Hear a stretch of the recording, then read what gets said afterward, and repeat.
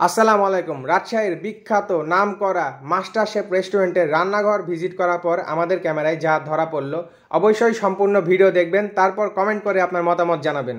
একটি জন্মদিনের প্রোগ্রাম করার জন্য আমরা অলকার মোড়ের মাস্টার শেফে গিয়েছিলাম।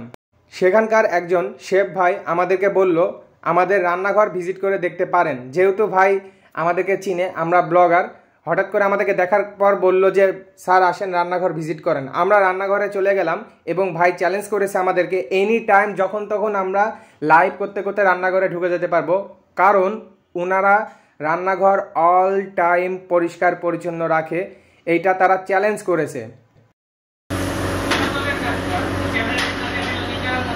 আমার কাছে একটা জিনিস ভালো লেগেছে, আমরা আগে থেকে যাব, হয়তো বা রান্নাঘরের কেউ জানতো না, পরিষ্কার পরিচ্ছন্ন কিন্তু আগে থেকে করে রাখতে পারতো।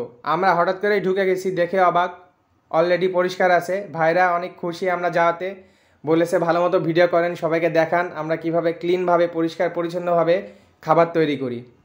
রান্নাঘরের পরিবেশ আসলেই অনেক ভালো ছিল।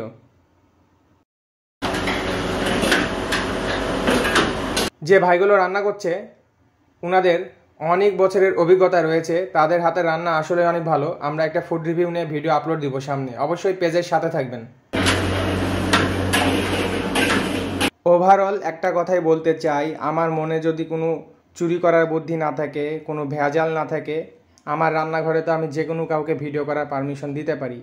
সেক্ষেত্রে মাস্টার শেফ আমাকে পারমিশন দিয়েছে ভিডিও করার, রান্নাঘরে প্রবেশ করার পারমিশন দিয়েছে, এইটা আমার কাছে অনেক ভালো লেগেছে।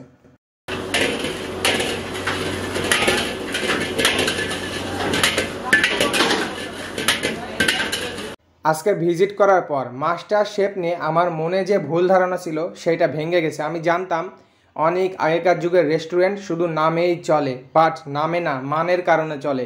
এখানকার মান আসলেই অনেক ভালো। সো আজকের ভিডিও কেমন লাগলো কমেন্ট করে জানাবেন।